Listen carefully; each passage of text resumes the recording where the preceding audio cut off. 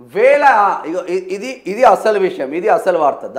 వేల ఎకరాల్లో పంట నష్టం, భారీ వర్షాలతో రాష్ట్ర వ్యాప్తంగా దెబ్బతిన్న పంటలు, వరి పత్తి రైతుకు గుండె కోత, పెట్టుబడి రెక్కల కష్టమంతా వరదపాలు, మెడకు అప్పులు, పంట నష్టంపై ఆంధ్రజ్యోతి క్షేత్రస్థాయి పరిశీలన.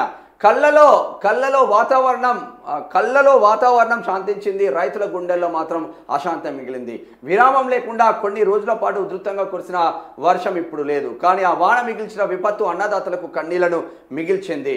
భారీ వర్షం ఫలితంగా తీవ్ర వరద పోటుకు కొన్ని చోట్ల పత్తి, కంది, పెసర, మినుము, మొక్కజొన్న, మిర్చి, వేరుశెనగ తదితర పంటలు పూర్తిగా తుడుచుకు పెట్టుకుపోయాయి. ప్రధానంగా అప్పుడే నాట్లు వేసిన దశలో ఉన్న వరి వరదకు కొట్టుకుపోయింది. నదులు, చెరువులు, కాలువల బ్యాక్ వాటర్ కారణంగా ఇంకొన్ని చోట్ల వెళ్ళింది. 6 ఎకరాల్లో పత్తి మునిగింది.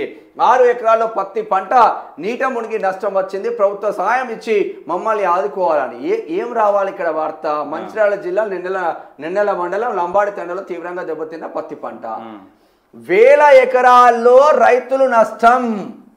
పత్తాలేని రాజకీయ నాయకులు, పత్తాలేని అధికారులు అని వార్త రాయాలి. ఈ ఆంధ్రజ్యోతి ఆయన ఏం చేస్తాడు? ఎక్కడ రేవంత్ రెడ్డికి కోపం వస్తుందో అని పొరపాటు కూడా రాస్తలేడు. అబ్బాయినే మెల్లగా నొప్పి అన్నట్టు రాజకీయ నాయకులను చీల్చి చెండాడాలే. అరే బోసిడికి ఎట్లా ఏం నడుస్తా ఉంది? రైతులందరూ సర్వనాశనం అవుతూ ఉంటే వ్యవసాయ శాఖ మంత్రి ఏడవన్నాడు.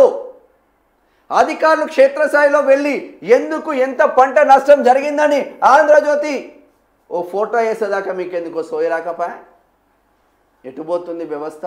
నష్టపోయిన వాళ్ళకి ఏమి ఇస్తారు? మళ్ళీ ఎటుపోతుంది వ్యవస్థ? ఈనాడైనకు ఈ ఫోటోలు గుర్తురావు, వెలుగైనకు ఈ ఫోటోలు గుర్తురావు. మళ్ళా మెయిన్ స్ట్రీమ్ మీడియా ఈటీవీలో రాదు, ఎన్టీవీలో రాదు, TV9లో రాదు, TV5లో రాదు, మా న్యూస్లో రాదు. అంత కమ్మకమ్మ పత్రికలు, కమ్మకమ్మ పేపర్లు. తెలంగాణ వచ్చిన తర్వాత ఏం ఒరగలే అబ్బా.